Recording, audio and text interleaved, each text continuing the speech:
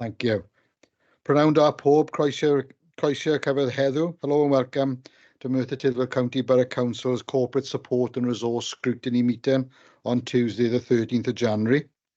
Please note that this meeting may be recorded and broadcast via the authority's internet site. I've just noticed Councillor Barry's joining online as well.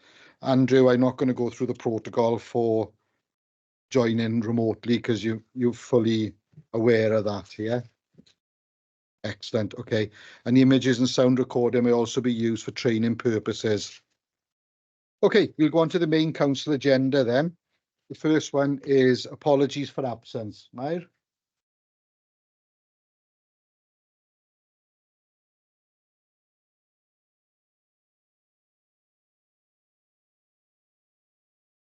Okay, thank you very much. And item 2, declarations of interest.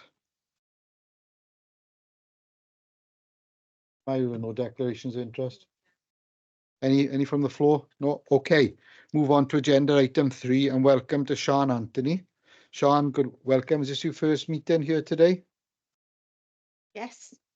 Okay. Welcome to a baptism of fire. There'll be loads of questions for you. We'll try to keep it as painless as possible. Okay, Sian, I'll hand it straight over to yourself now. I think you're going to run us through the report, yes? Yeah. Thank you, Sian. So, libraries are a statutory service that is provided by Merthyr Tydfil County Borough Council on behalf of Welsh Government, currently being delivered by the Merthyr Tydfil Leisure Trust. So every year, to satisfy Welsh Government that we are providing a good service, we measure our service against the Welsh Public Library standards, and we make a report, and you've had the documents about the report telling you how we've done. And these now need to be ratified to go through to Welsh Government. So basically there are 12 core entitlements. We've hit all 12 of them, we're all fully met. And there are 13 quality indicators. And again, we hit all of those in 21-22. So has everyone seen the documents?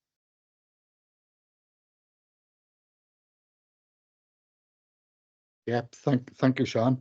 I'll open it up to the floor. Have we got I'll take questions and comments together for the ease and clarity. So has anybody got any questions and comments, please?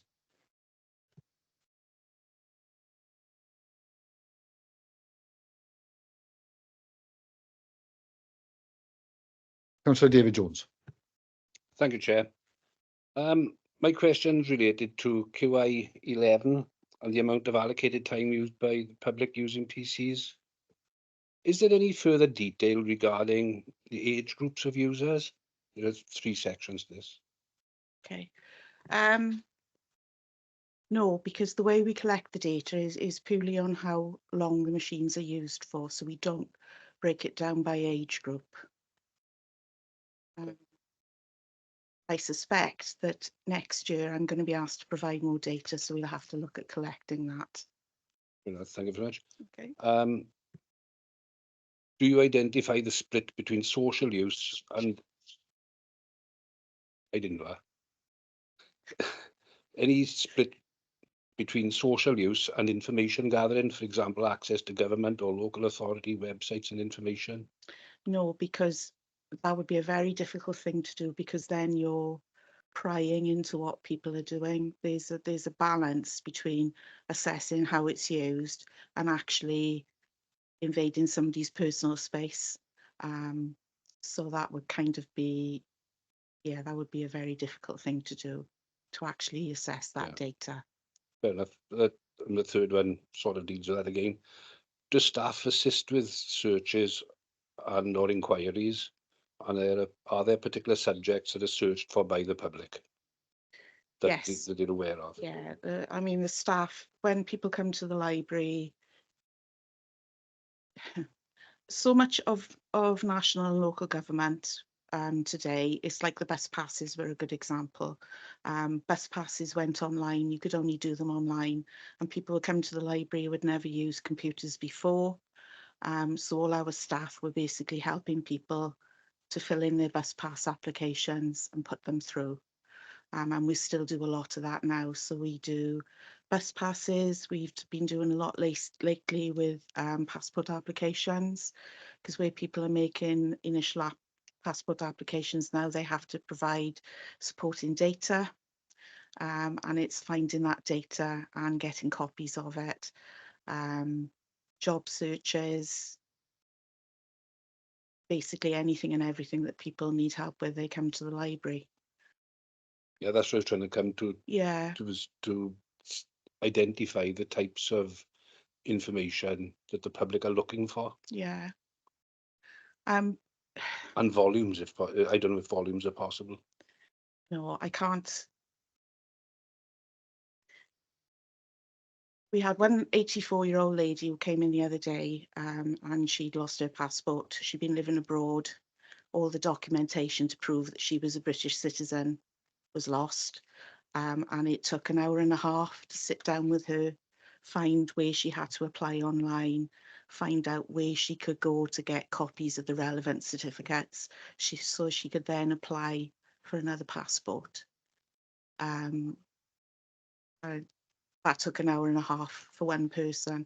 I know when we did the bus passes initially, every member of staff, apart from one person who was looking after the phone, was down on the desk helping people do their bus passes. So it, as new things come online and it all goes digital, we have a response then, but obviously that then tails off.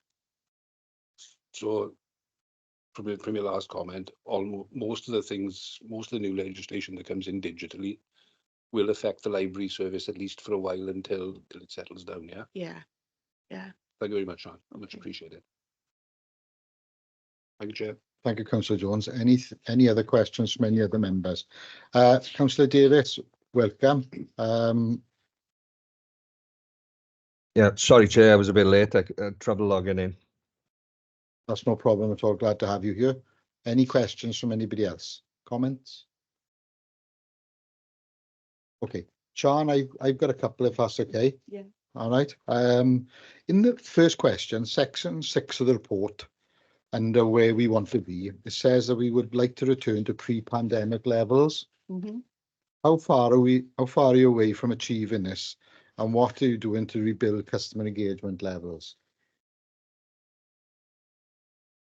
It was all building quite nicely. We were starting to regain customer confidence because people, after COVID, even after the restrictions were lifted, people were still concerned.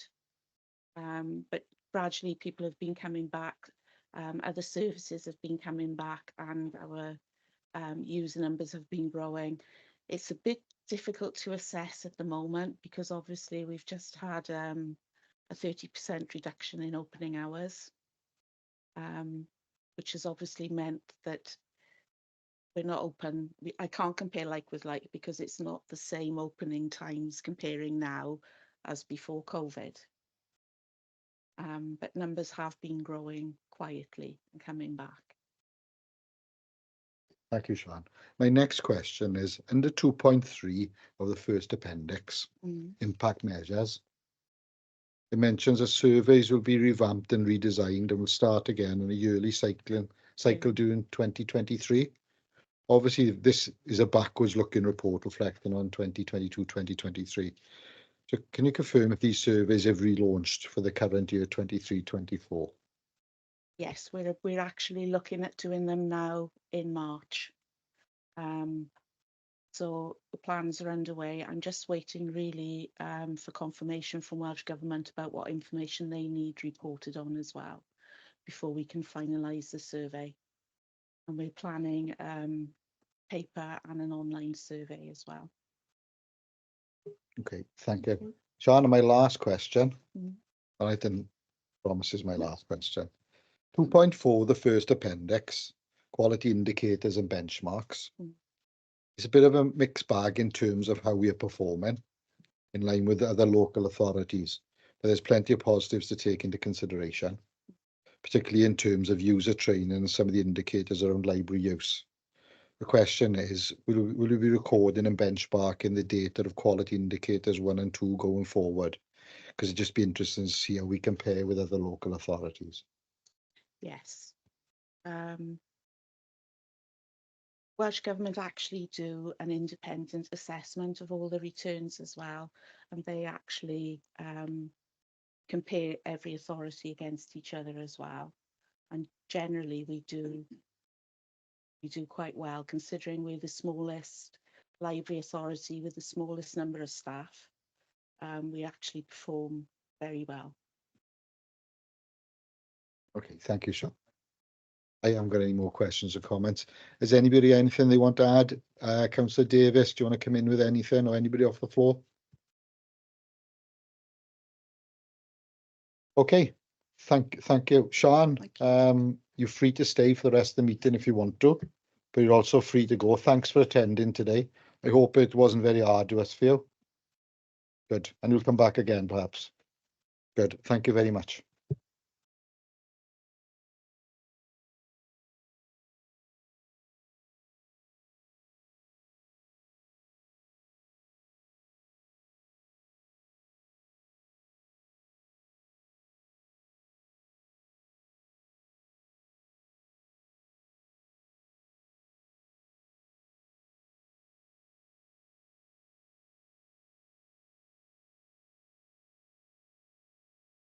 Okay, thank you. Moving on to agenda item 4, which is the draft strategy quality plan 2024 to 2028 objectives. I believe Laura will be presenting the report and Hannah will be here to answer all the difficult questions. Thanks, Lorna. Okay, I'm not sure if Councillor Barry was introducing or do you want me to introduce? I'm not sure, don't mind. Councillor Barry, do you want to come in? You normally sat here and normally say in if you want to. You need to take your microphone off. Microphone on. There's when it comes to the equality plan, there's nothing I can add to what Lorna and Hannah are going to about to tell you. So I'll leave them take the floor, Chair. That's okay. Thanks, Councillor Barry. Lorna? That's fine, I just want to double check. Thanks, Chair. Okay. So as a local authority, we've got a duty under the Equality Act 2010 and the Public Sector Equality Duty to review our equality objectives at least every 4 years. So our last equality objectives were approved in March 2020. So we're now in the new system really of looking at our 2024 to 2028 objectives.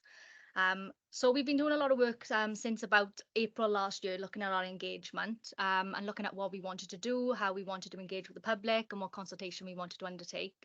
Also looking at our objectives from our previous plan to see, you know, are these objectives still objectives we want to take forward? Are these still relevant? Are these still things that we need to deliver?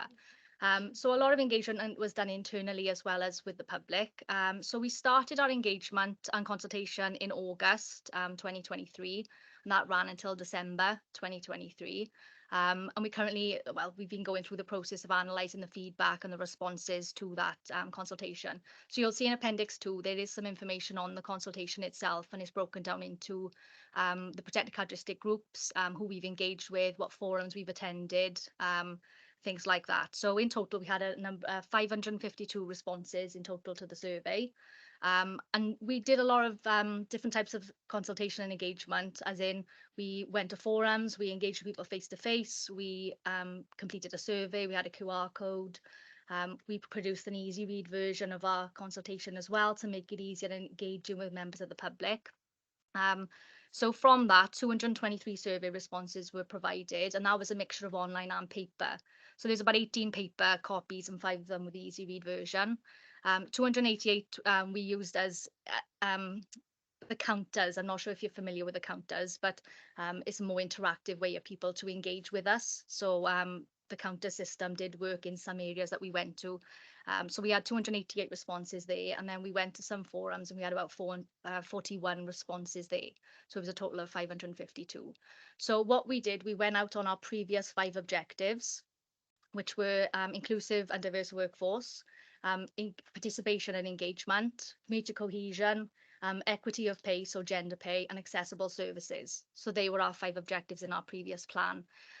We then went out to consultation on that, and what we found from the feedback is that the public seemed to want a lot more about training, employability, upskilling, not just staff, but also residents as well, when it comes to using our services and providing more accessible services to the public. So we have added a new objective in for education, skills and employment. So you'll see in Appendix 1 a breakdown of the draft objectives. They're split into inclusive engagement and participation. So obviously we want to engage with our communities and workforce to support effective participation and encourage people to be involved. We want to have accessible services so residents can access our services and understand what any barriers that they have and obviously respond to those barriers. And we want to ensure that we've got an inclusive and diverse workforce. So we want to support an inclusive and diverse workforce in Merthyr. And obviously we want to reflect our communities that we have within Merthyr. We want to ensure that we have equity of pay. So we want to ensure that obviously we've got no gender disparity in pay across the organisation. We want to ensure that we've got safe, inclusive and cohesive communities. And we also want to ensure that our education skills and employment opportunities for all are improved. So you'll see that information in Appendix 1 and Appendix 2. But there's further information in the report. So I'll take some questions now. Thanks, Lorna. Hannah, do you want to add anything to that before I open it up? No, I think Lorna's explained all that really well, and it'd be interesting to get some feedback from Scrutiny on the report. Okay, thank you both. I'll open it straight up to members. Councillor Mitten, welcome. Thanks for joining. Any questions and comments? We'll take them both together. Councillor Louise Wynette-Vaux. Thank you, Chair. Hiya. So obviously we're looking at this information, but to me it just seems like it's missing that action plan that goes along with it, like, because there's some of the comments that have been received from the public where there's some concerns about more services moving online and they feel it's difficult to have queries dealt with. Council will be too reliant on social media. That's quite some concerning information we've had back. So what are the next steps? Because obviously I know you say we want to do this, but how, timescales, and I think that would be good, Chair, as well, if we closely monitor that as well, if we have like interim reports, I guess.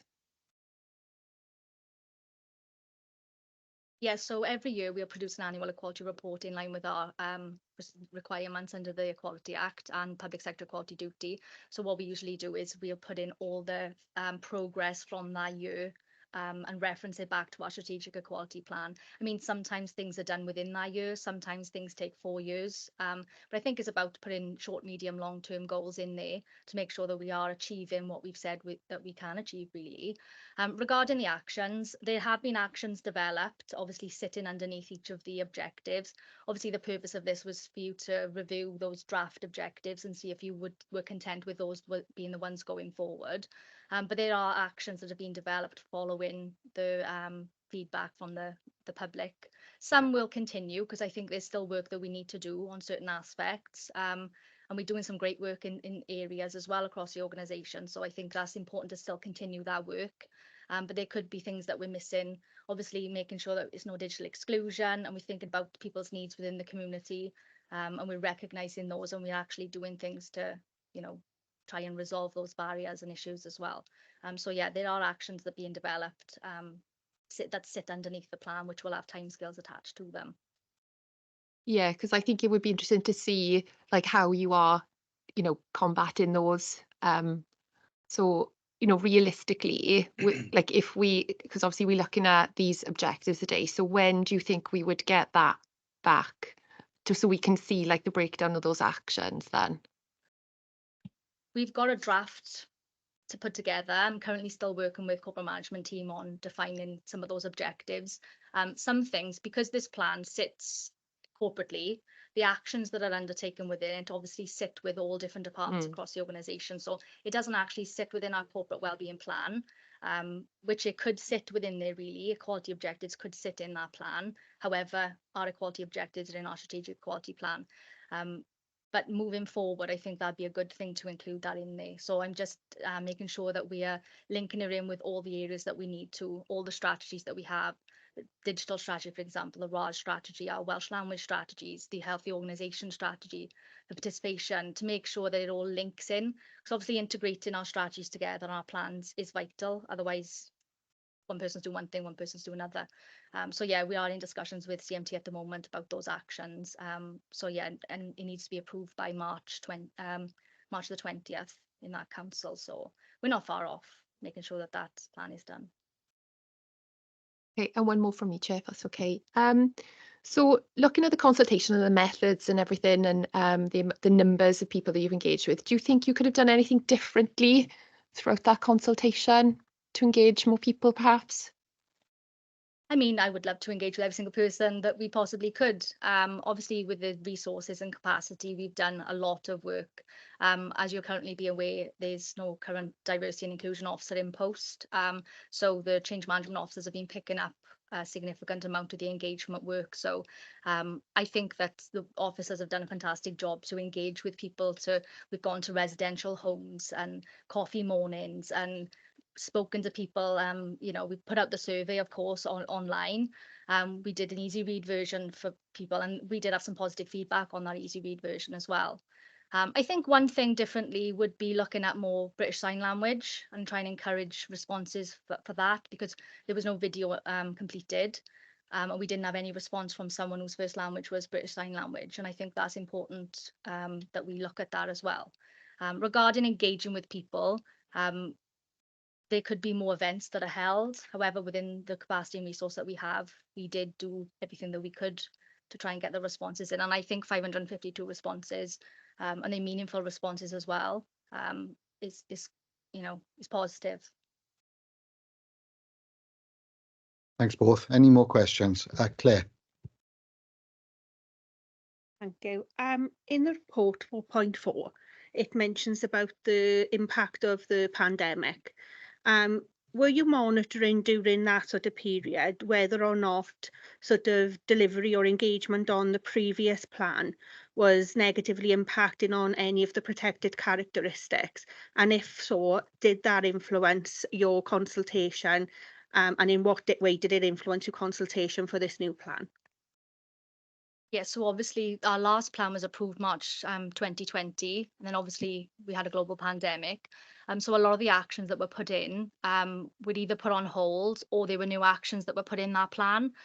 So obviously there was things that happened during that time. It was the Black Lives Matter movement. There was other things that happened. We reviewed all our statues and monuments to look at anti-slavery, to make sure there was no links to slavery. And these things weren't in our plan, but Welsh Government were, we had to do this as part of the Welsh Government work to ensure that we were tackling this. So a lot of that came within our plan that we didn't plan for.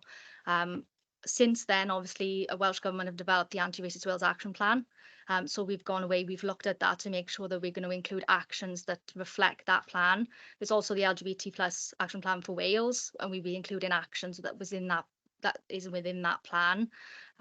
So yeah, we have looked at that and the impact. I mean, there's been some fantastic reports done about the impact on poverty, on socioeconomic disadvantage, and obviously speaking to residents as well, that's impacted what we'll be putting forward in the plan. Thank you. Under 5.3, where you've got the table is touching upon previous comments, it'd be really good to have an understanding of that high-level strategic sort of plan, if you want, for how you're going to ensure inclusive engagement and participation. I've got another question, but I kind of highlighted 3 areas that I thought I personally would benefit from a bit more information, and that's the inclusive engagement and participation, the inclusive and diverse workforce, and the safe, inclusive and cohesive communities. I think it'd be really good to have that high-level approach of how you sort of intend to address those in the action plan that you've referred to. Sorry, I'm not used to doing this online in this way, so it's a little bit jumpy. So my comment really, when I was looking at the bit about the inclusive and diverse workforce, I think it's fair to say, even though it's improving, Merthyr isn't particularly diverse in comparison to other neighbouring local authorities. So I was wondering about how you're going to ensure that not only the workforce reflects our community, but the roles within the organisation also have diversity. So when we are recruiting diverse workforce, they're also in positions where they can actually sort of instill change. Yeah, so some of the things within that objective will link to more training around things like unconscious bias, because obviously when we look at inclusion, we look at diversity. If we make this organisation inclusive, diversity will naturally follow. More people will want to apply for jobs. If you share your pronouns and you show that you're an inclusive employer, I'm hoping that that would bring more people that want to work in Merthyr. They see that and they think, oh, they're an inclusive organisation, and therefore naturally become more diverse. We've done an exercise to analyse the census information from 2021 as well. I have got a document, I didn't submit it within this, but I can circulate it if anyone wants to see that. But it shows the makeup of protected characteristic groups within Merthyr. So how many people identify as LGBT within Merthyr. And obviously in 2021, there was a new question asked on the census about sexual orientation, which has never been asked before. It was a voluntary question, so people didn't have to complete it. But it was information that we never had before about our community in Merthyr and our LGBT community. We also looked at, well, all the protected characteristics really. We produced an infographic to provide us with more information. So yeah, regarding the actions, some of the things that we've included regarding inclusive and diverse workforce is obviously, like I said, more training on unconscious bias. But there's other things that we've included, and I'll just go to the plan now. Bear with me. So there's projects that are being undertaken, as I said, linking to the healthy organisational strategy that's in place. Some of the things that strategy will implement will affect equalities as well. We want to obviously implement training, but developing a curriculum for the council and managers curriculum and implementing e-recruitment, for example, but obviously making sure that we put in diverse questions in there, making sure our recruitment is fair, and that there is no bias that goes forward. So there's a few things in there, and like I said, I can share those. Don't know if you want to add anything on that, Hannah.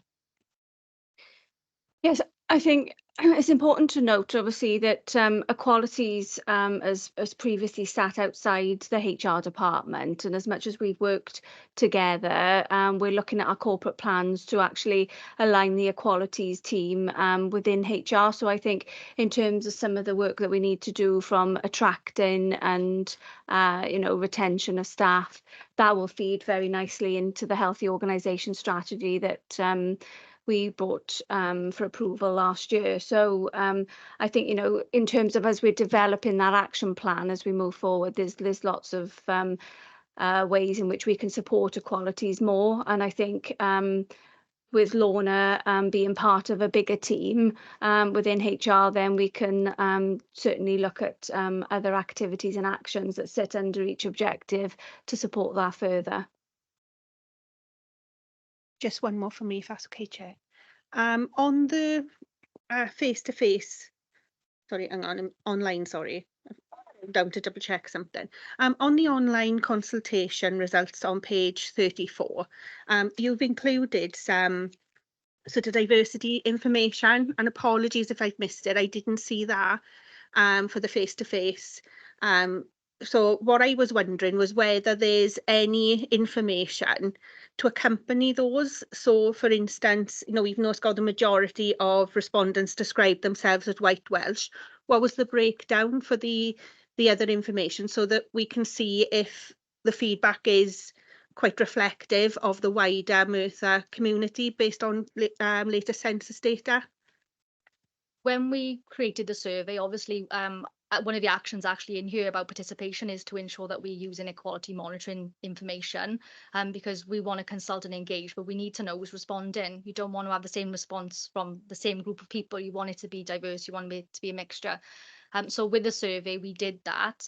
When we did face-to-face engagement and we used the counters during that time and took comment cards, a lot of people didn't want to give that information.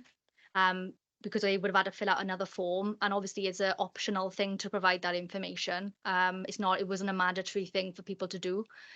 So doing the face-to-face engagement, we found that literally the majority of people didn't want to provide that information for their protected characteristics. So that's why we've got it for the survey, but not as much for the face-to-face. Okay, so the diversity data that is in there is only of that a percentage of the 200 and odd people who decided to provide equality data. Is that correct?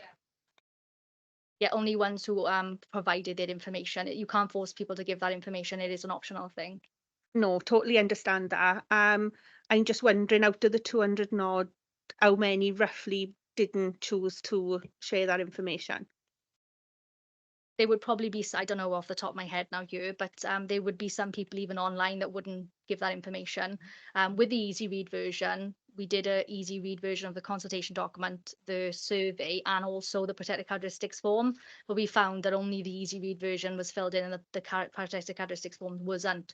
I could find that information out and I could send that to you if that would be useful. That would be great. Did it go out multilingual as well, or with a tool that would have enabled them to change the language if necessary on the online forms? So the online survey is through Smart Survey, I believe it is. That survey goes out English and Welsh as standard. If someone wanted it in a different language, they could request that, and it would have been produced in that way. There was no requests made for any other languages or any other formats other than the formats that we produced it in. I did have some face-to-face meetings where I filled out things for residents. But yeah, other than Welsh and English, we do have on our website, you'll be aware that we've got an accessibility toolbar called Recite Me. It works great when we are looking at the web page because it translates the web page, but when it takes you to another link, the system doesn't translate that. But obviously at request, we would have definitely done that for residents. That's great, thank you. I'm not familiar with that particular survey platform. Do they have kind of like a language bar that will say in other languages, if you if you need this in, your chosen language, you can contact Merthyr Council? Yes, so within the consultation document, we always put in there to make sure, if you want this in any other formats or any other languages, please contact, and then the contact details are in the consultation document that we produce then for people to read prior. So all the information is on there.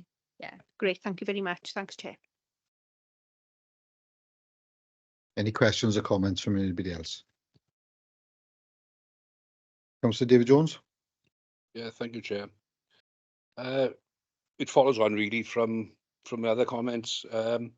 As the plan is developed, will scrutiny be further involved before the final draft that comes to council? Two of the points that come out to me are under accessible services. Understand and remove the barriers people face when accessing our services. What were the barriers that were identified by the respondents in the consultation, and what steps will be taken to deal with those issues that they raised? Also, education skills and employment, improve education skills and employment opportunities. How? That information isn't in the report, and will it come back to scrutiny before it becomes the final draft? Okay, that wasn't on the plan, but that can be added to the plan if you want to see the specific actions. Obviously, there's a draft there. This was just to ensure that you were happy with those objectives moving forward. But if we need to bring it back, we can. We aim to obviously bring it to council by the 20th of March because our deadline is the 31st of March. Or I can circulate the actions however you really want to progress really. But I think it'd be useful if you have oversight of the actions once I confirm them and CMT are content with the ones that are going forward. And like I said earlier, trying to link in some of the actions to other strategies to ensure that there's true integration, but there's not everything being put in the equality plan. Because like I said, it's not just the equality section, it's IT, IT is in there from accessible services, there's HR, there's comms, there's a lot of different departments that are involved in employability, involved in the delivery of the actions. So we can go away and have a discussion about that, and then I think if you want us to bring it back, we can. Well, personally, I'd like to see it, and obviously from other comments, Some of the other members of the committee would like to see it. So if through the chair, if that could be possible, I'd appreciate it. Thank you. Thank you, Councillor Jones. Just quickly, I'm conscious of the timelines with regards to this. It's coming to full council in March the 20th, you said? Not sure offhand when our next scrutiny meeting is. I believe that's in March.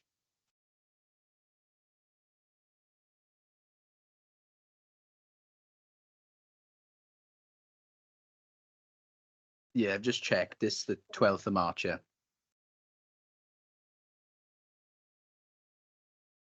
Does that give enough time then, if it comes on the 12th of March, for it to go out for the council meeting on the 20th then?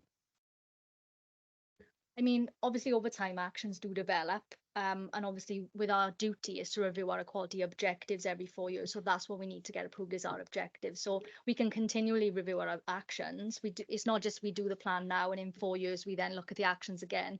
We constantly review the actions anyway. So we can go to council and get that approved, the objectives, and then obviously any actions underneath, we can then take it back and say, look, we've reassessed this and actually due to capacity and resource and changes over the organisation in the next few months, there may be things that we're unable to deliver or we want to deliver differently. You know, you only look back during 2020 to 2024 and how much happened in that time. A lot of the things we delivered weren't really on our plan. So hopefully that doesn't happen again. But there's things that may come up that we're not planning. Yeah, if I can just add to that, I mean, there will be some actions that we know that we've carried forward from the previous strategic equality plan, but very similar to when we did the healthy organisation, we're developing those actions over time. So you know, we can bring some of those actions back, but as Lorna said, it's to get approval of the objectives so we can work towards how we're going to achieve those over that 4-year period. Councillor Jones, are you happy with that? Sort of, but is there, if it is approved, isn't there a time period before it can be reviewed? Isn't there a 6-month time period before it can be reviewed? I'm not sure. I think you can review your objectives as many times as you want, and obviously your actions within that, you know, it would just have to go back and be approved. I think what would be the best thing is to send out once the actions have been developed in draft, you can send those out and obviously ask for comment on those, and then that could formulate whether we take them forward then into the actual plan. As Hannah said, you know, actions do generate over time. We still do need to have actions in there for approval because we need to show how we're going to deliver on those objectives. But like I said, we can add more as time goes on. Yeah, what I meant was if something's passed in council, it can't be revisited for 6 months. Yeah, okay. But I would appreciate sight of the current document before the meeting. Then. Yeah. Thank you. I was going to say Councillor Thomas, huh? Not quite yet. No, Gary, is it? no need for that, Chair. Chair, there seems to be a theme coming through from a number of meetings we've attended now where we say that actions can be brought back or shared with committee. I probably raised it under the next item as well. I think it needs to be stronger than that. If you're going to monitor it as a scrutiny committee, you need to see these actions. You need to see the progress of the actions and in a timely manner. I'd probably hark back to the old days where we had progress reports, where we had the traffic light system, which I think has gone by the board nowadays, which worked very well at the time I was using that. But it seems a lot is being said about actions being brought back to scrutiny. Sometimes they come back, sometimes they don't. We don't know if they are progressing. We don't know how well they're progressing, and we don't know what the implications are if we don't progress. So I was going to raise it under the next item, and perhaps we need to be more stricter on what we do on recalling, reporting back, not to cross-examine, just to understand we're making progress. And if it's green light, marvelous. If it's amber, you know, but if it's red, we want to know what's been done to put it right. And I'm afraid we don't seem to get that within this committee. And I'm going back now, we've been here a year now. There seems to be a theme coming through. And if we are going to challenge appropriately, I think we need that information in a timely manner because we meet every 6 weeks. Is that enough? I don't know, but that's the cycle. But do we need information quicker than that? But that's something we have a discussion again. So that's a theme coming through on a regular basis, going back to the organisation plan, the HR plans, or all of the plans we see in the corporate plan. We can do it, we will bring it, but we don't seem to see the actions coming forward and the progress on those actions with the timelines. Sorry, Chair. That's not a question, but Chair, it's a comment. If somebody wants to come back at that, fine. No, I appreciate and understand that. Does anybody want to come back with that? I mean, I totally understand that, but I think if the objectives are not right, then it's difficult then to decide the actions that sit under those objectives. So, you know, certainly going back to the healthy organisation, we wanted to ensure that those objectives and themes were right in order to then develop the action. So, you know, we will ensure that obviously any actions that we know we're carrying forward for the objectives that are similar, we can include those. But I think it does take time to work with the individual departments to identify, well, if this is going to be our objective that we're working towards, how are we going to achieve that?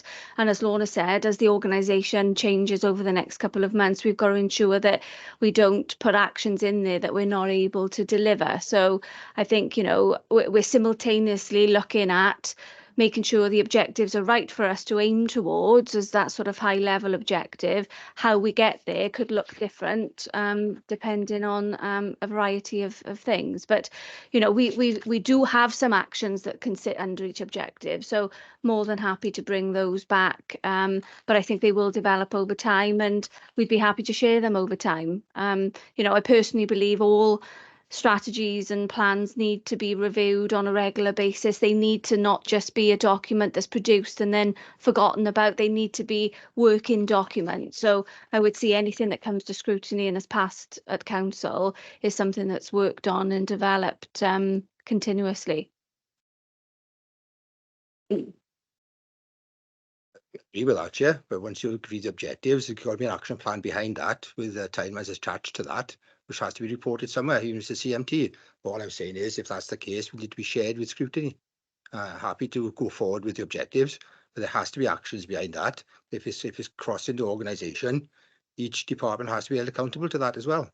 So it has to be reported back to the various scrutiny committees or to one committee. So I'm happy with what's been said. I'd just like to see it go forward and receive it as and when. Lorna? Yeah, so what we have for the strategic quality plan is a strategic quality plan working group. Since the diversity and inclusion officers left, we haven't met as often. Obviously, there is capacity and resource issues at the moment, but we have that group set up, and obviously we're ensuring that the governance around how we produce our annual report as well, and what information goes in there, and assessing, you know, how far along are we with something, how far, you know, have we got to go on something. So we've got that working group, but obviously we've also got the corporate wellbeing plan steering group. And we can challenge that day then, how are we delivering it? And some of the actions that will be included in here will link to other strategies that fit with the work of the steering group as well. So obviously there'll be a challenge element there, and then obviously it feeds into our annual report then, and we bring that to scrutiny for you to see that then.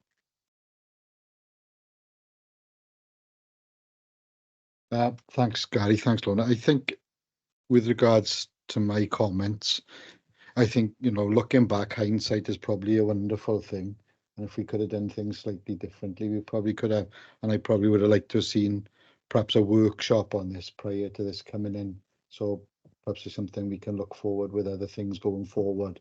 And that may top off quite a few things which Gary's mentioned about other things as well. All right. I've got a couple of questions, if that's okay. Lorna, you talked a lot about things which have been added into the plan, i.e. anti-slavery, etc. My concern is with regards to capacity. I totally appreciate you did have a qualities officer who has now moved on, hasn't been replaced. Have we got enough, and is there sufficient capacity within the service or generally within the council to develop the strategic equality plan? And I mean by capacity, but not just anybody who's going to fit in, but somebody who's au fait with everything which needs to go into it. And that's a big concern, especially with this important plan. Yeah, so we're not able at this moment in time to fill that equality role. Obviously, as you're aware, organisationally, we're looking at our efficiencies and budget savings at the moment. And at this moment in time, it wouldn't, I think, be appropriate to recruit into that role. Obviously, Lorna has tried to recruit into that role previously. We've had some no internal candidates, but we have had some external candidates. And for us at the moment, I think it's quite risky to recruit anybody external when we're potentially, in a situation where we need to look at all staffing. So that's not to say that the role, isn't going to get filled. It's just about timing, really. One of the reasons why we have felt that equalities needs to come under HR is purely for that reason, in terms of it's a very important strategy. There's lots to deliver. There's lots that impact on that equalities plan.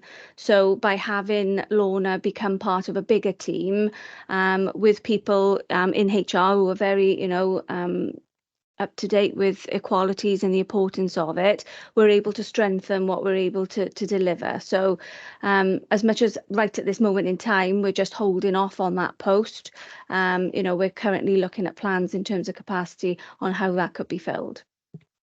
Thanks, Lorna. Thanks, Hannah.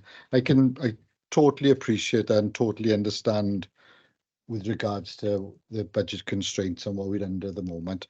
But what you can assure me then is there is capacity and there's certainly enough skills and expertise to fill in for the time being, is what you're saying. Yeah, I mean, Lorna has obviously had to, do all this work by herself, but there are other people within the transformation team that have supported Lorna. So I do believe that they've got the right skills to be able to do that. And I think by being part of HR, that strengthens that even more. Okay, I've got a couple more questions. Thanks for that. Would there be any ramifications if the council does not achieve the statutory minimum requirements of this Equality Act? Yes, so the Equality and Human Rights Commission, our regulators, we usually get some information back from them about April time about whether we're complying with the legislation. And we obviously have regular meetings with them on different things and the implementation of new legislation and new action plans. So yeah, there would be an impact if we didn't meet our minimum statutory duties that we have. But under the Equality Act 2010, we've got general duties and we've also got specific duties. And obviously under the public sector equality duty, it's not just that, we've got the socioeconomic duty. So we've got to comply with all those pieces of legislation as a part of equalities as a whole, notwithstanding the legislation that's within other departments as well that kind of feeds in as well. Okay, great.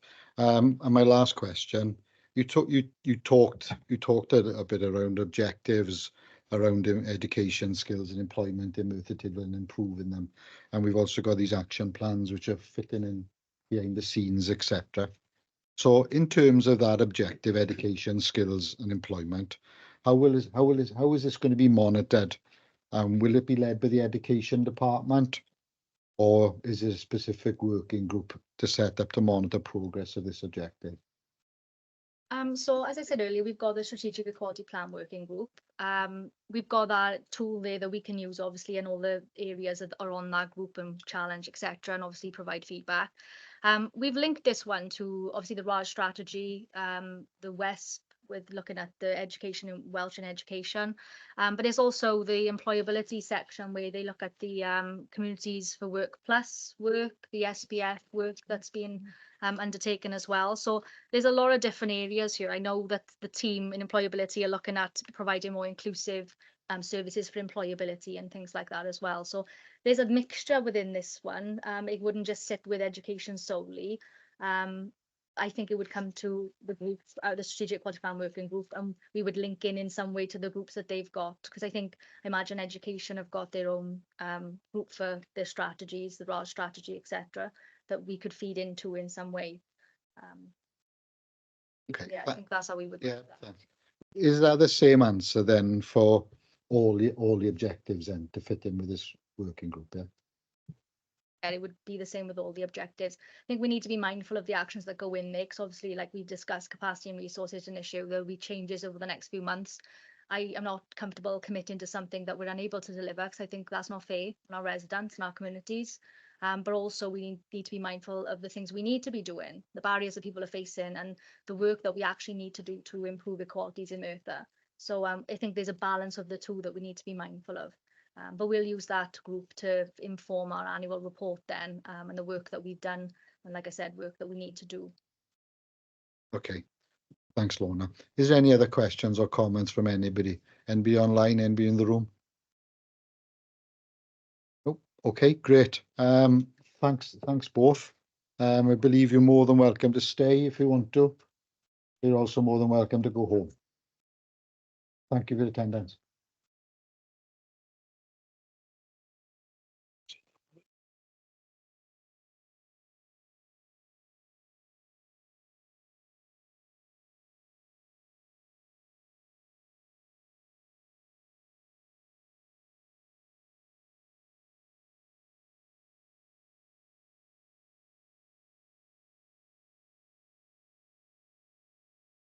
Okay, moving on to agenda item 5, the digital strategy.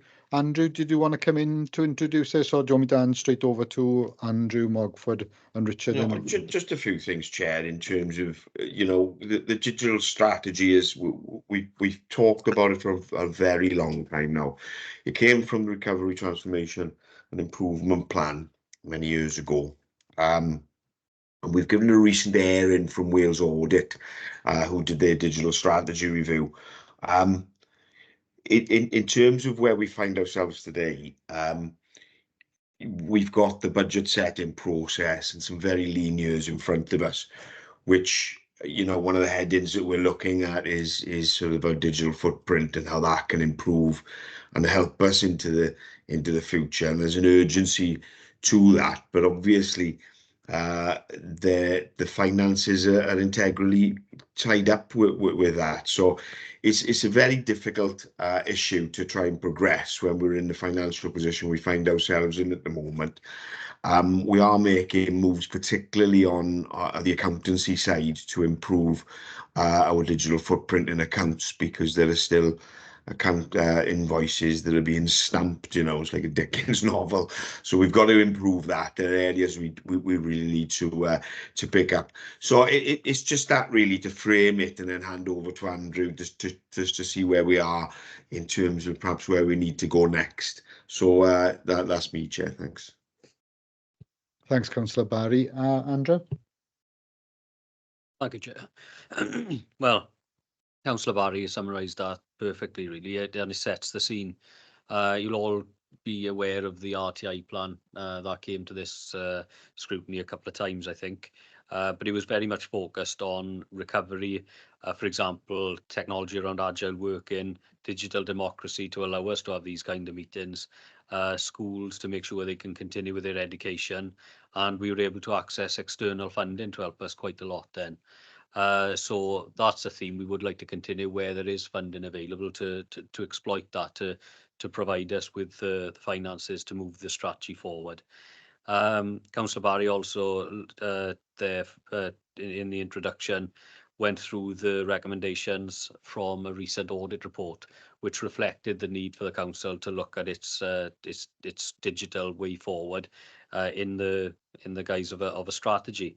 So how can I say, we're not up against it in terms of timescales, because I think we need to get the right strategy for Merthyr. But we also need to be mindful that the digital strategy should help us both addressing the issues of our residents, but also solving some of those issues around being effective, efficient and economic in how we deliver our services. So we want to put together a smart strategy which can be targeted, I know we've got Liam Halliard as well today in terms of both IT and finance, but I think we may have to profile the strategy. So what I mean by that is we may still want to do all the things that we need to do for our residents, but we may have to prioritise, and we may have to move them across a timeline which meets our financial envelope as well. So actions to date, really, we've set up a working group, but we're very much in the design stage. And that's why we're bringing this to this scrutiny. And what I'd ask, Chair, if you were happy, is that we perhaps have a few workshops with scrutiny as we develop the strategy, both to gather public voice, but also challenge throughout the process. We're very much at first stages at the minute.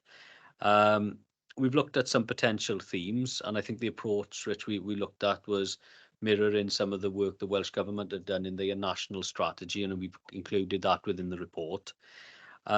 We've also looked, like I said, about using external funding where possible, but also getting support from external bodies to help us deliver the plan. So that whether that's Data Cymru, WLGA's data team, etc., to help support that. And as Lorna said in the previous item, looking to integrate this strategy with others so it doesn't sit in isolation, but acts as an enabler to move the organisation forward in its key strategies, namely the corporate plan, strategic equality plan, the education RAS strategy, etc. We're also keen to make sure that our digital solutions help the local authority meet its statutory duties or legislation. So whether that be changes in legislation, which I believe are coming in around the procurement in particular, but also to make sure we are, as I say, working effective and efficiently.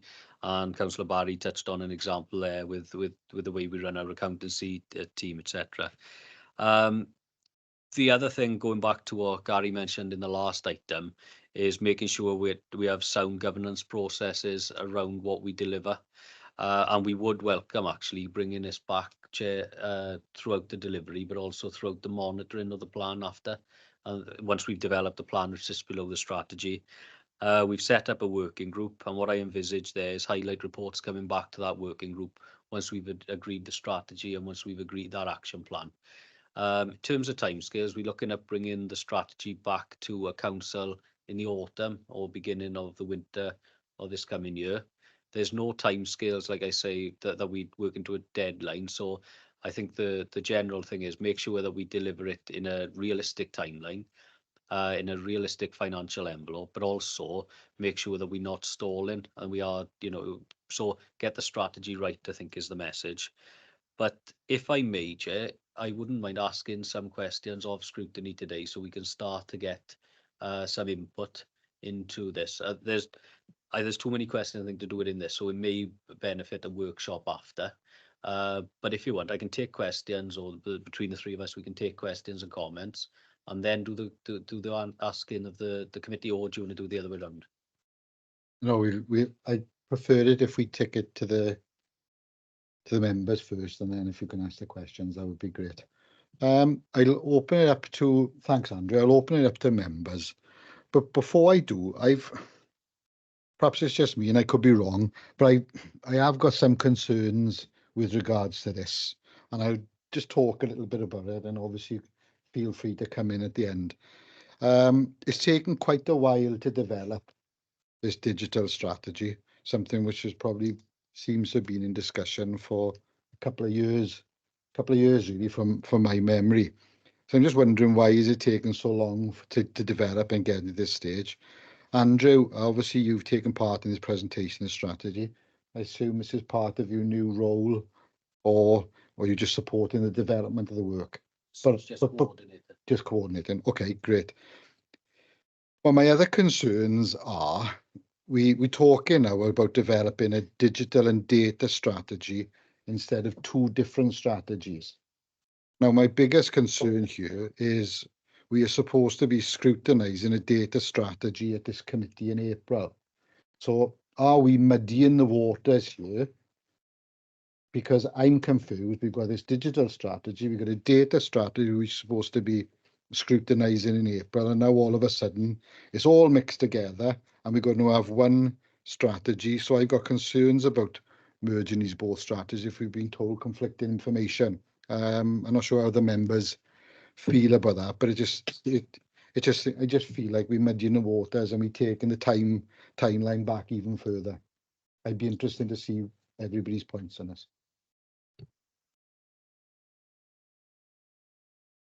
Okay, so if I take the first one about time taken to deliver the strategy, you're right. We've been talking about this a long time. I think we've put in place some actions, and I know Richard probably want to come in to give some examples, but where we've actually moved forward some of the necessities around making ourselves more digitally resilient, I suppose, if that's a term. If not, I've invented it.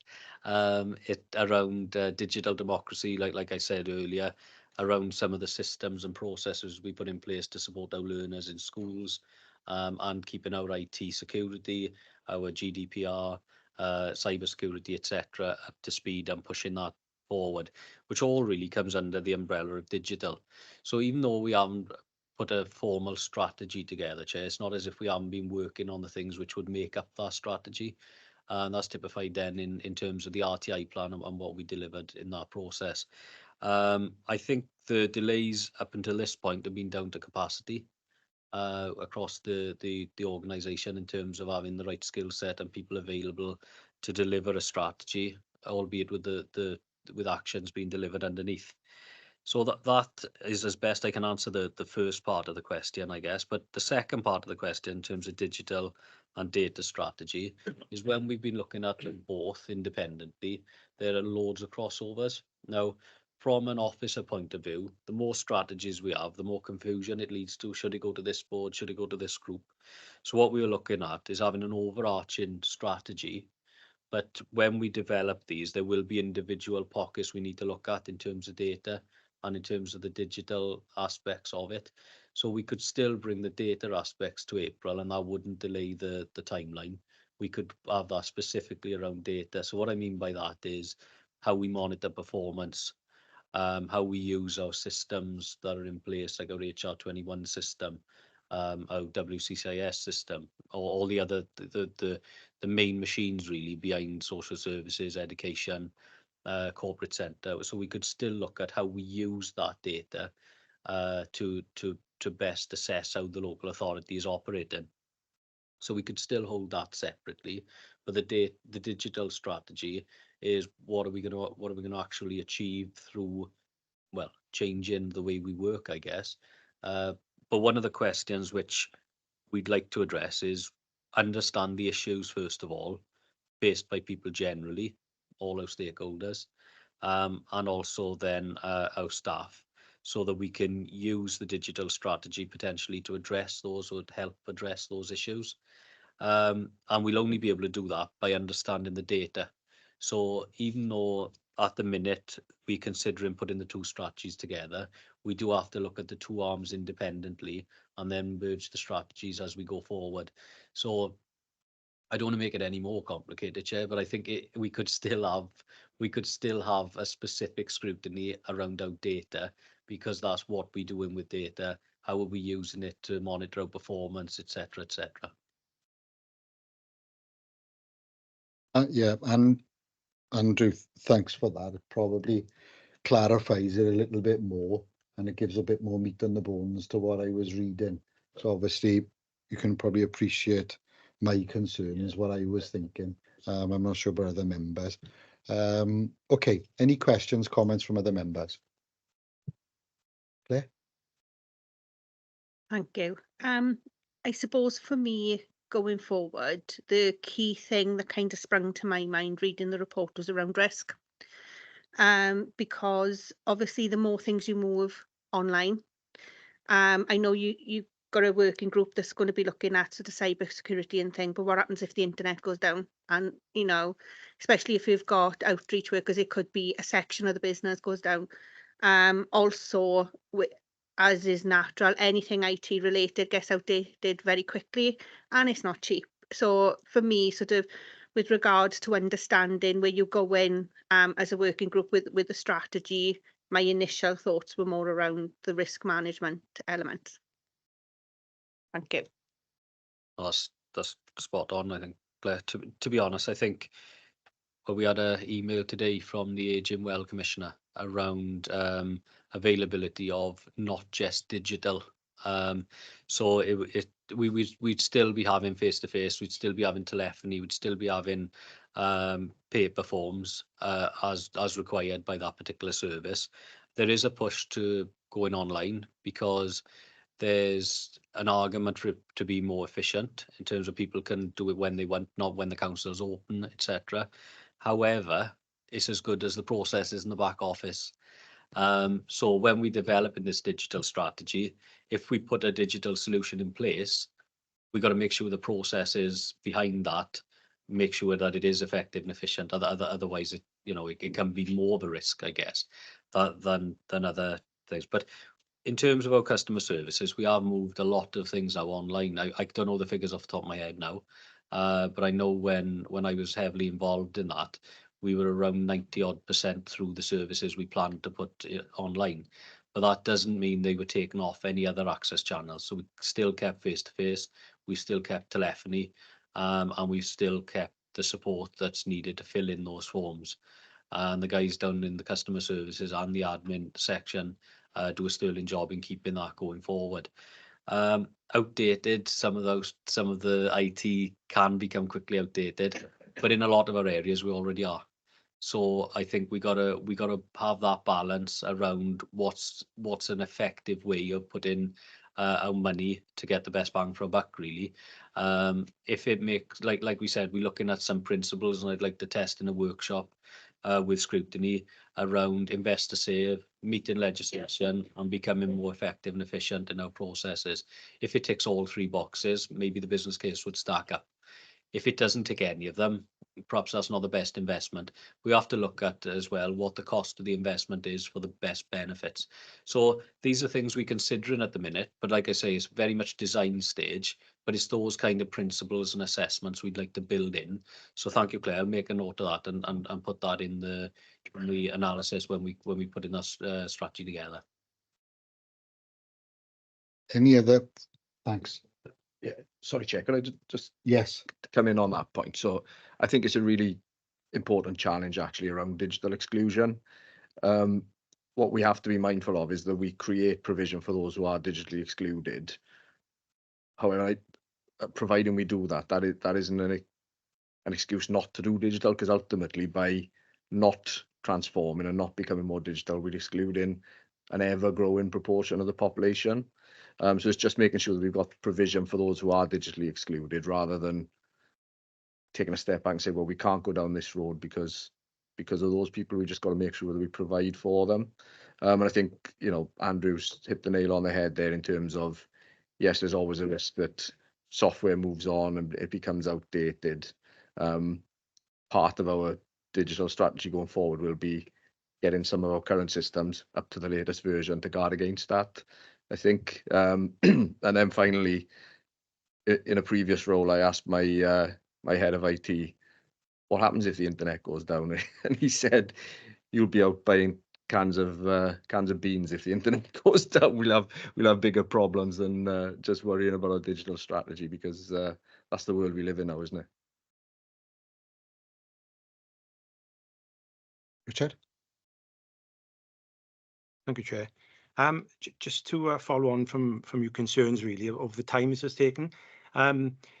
Things certainly haven't been on hold, Digital services have continued to be delivered and developed.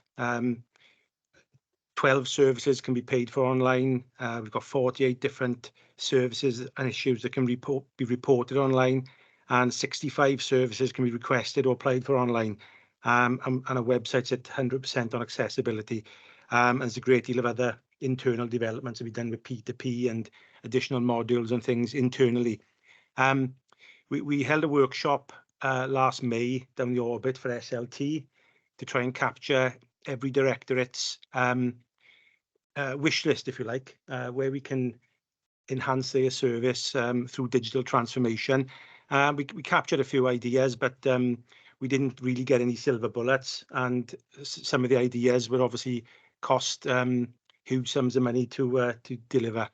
Then, of course, this audit that Councillor Barry mentioned came along. Sorry, it wasn't an audit, it was a digital strategy review that Audit Wales undertook. And then the findings of that came back to us. And what they've picked us up on really isn't the IT side of it. It's our overall organisational governance of digital, really. What information, how do we inform our decisions using our data to make decisions on digital? What engagement is there then with potential with groups with sort of protected characteristics and so on, and engagement with residents and things like that, and how we monitor the usage of those digital things we put in place to ensure that they're a success and value for money, and ensure that existing access channels such as telephone and face-to-face are still kept open. Because, as you know, in the world we're in today now, some companies just shut people off, and it's either internet or you can't get hold of them. That's what it was all about, really, this audit. And we just got to make sure this overarching strategy ensures that it ticks the boxes for things like the sustainable development principles for long-term and integration and collaboration and so on. Thanks, Richard. And in terms of my thoughts, please don't take it as a criticism. It's like being a critical friend, I suppose. I'm totally aware and of all the hard work which has gone on behind the scenes and all the other things which have gone on as well. It's just taken quite a while for this digital to actually come to be. And does that make sense? Yeah, it's not a criticism in any way, shape or form. Any other questions, comments from anybody else? Councillor Jones? Yeah, thank you, Chair. Two better consultations I'm aware of recently have both included Sian Lyons. I'm going to say Sian because she's the only one I knew with the people doing it. And that included having face-to-face meetings with consultees, which is something, which Liam has mentioned, relative to it, that we do need digital, and I agree, we do need it. But we need to keep up with the face-to-face stuff as well. In fact, the figures in the previous report said about more responses from face-to-face than from digital. So once the transition is going, we need to keep that on. So this digital strategy, it's a great thing. And we need to be involved in the digital strategy as well as it is developed. And I'm glad to hear Andrew's mentioned about workshops, etc., and through the chair. I have got one proper query, and that's from 1.3 at the beginning of the report.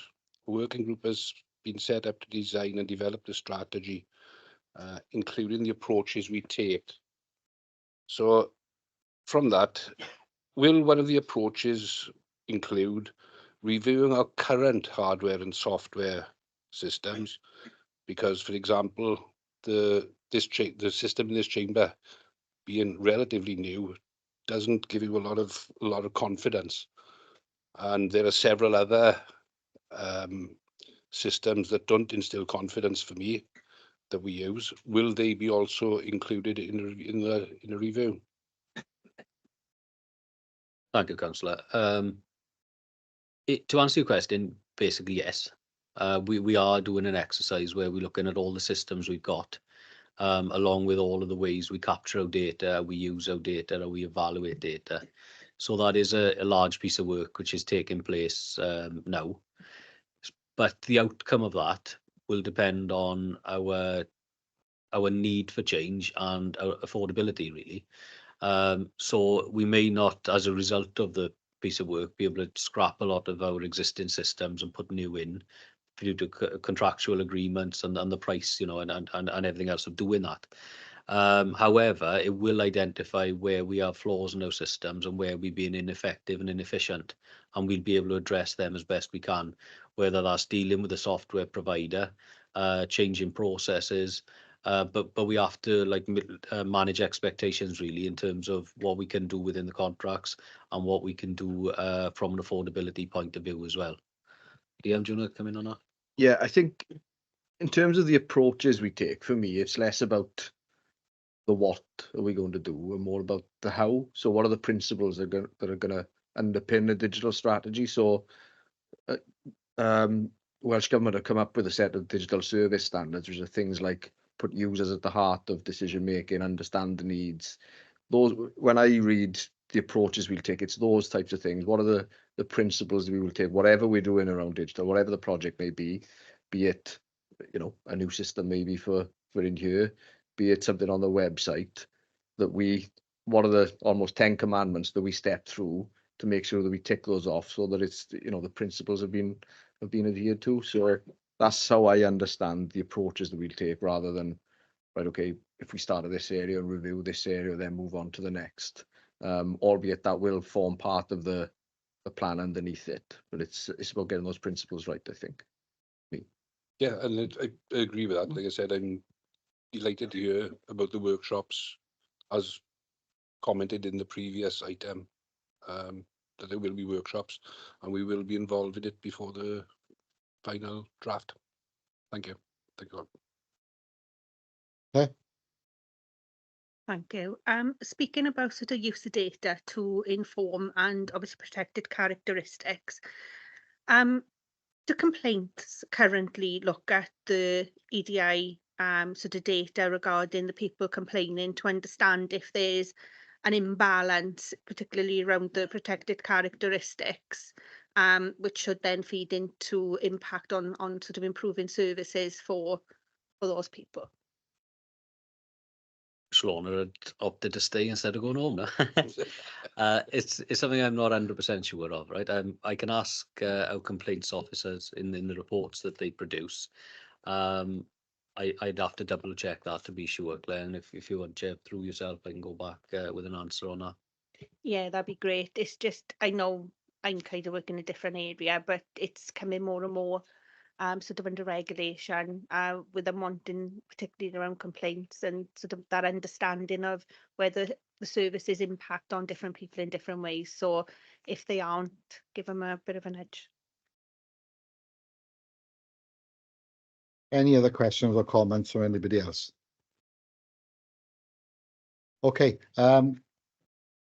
In terms of where we take this now, Andrew, just been given obviously some consideration. I'll take members' thoughts into this as well, but I would probably be like-minded, rather than asking the questions here today, if you can send them through to Safe to circulate to us all, and probably give us a little bit more time rather than being on the spot, and we could think about things and give you a better quality answer to what you're looking for, if that's okay. I'm not sure, are members happy with that, or would they rather ask them now?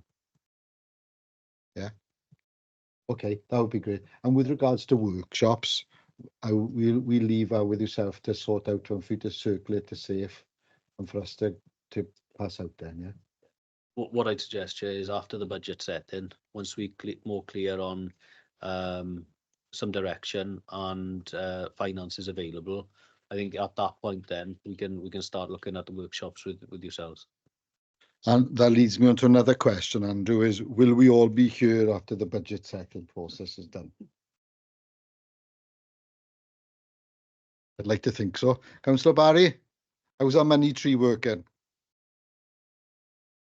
How could we possibly get rid of a scrutiny of this quality, Mr. Carden? Thank you very much. Okay, that's great. Richard, Andrew, Liam, thank you very much for that. It was excellent. Thank you.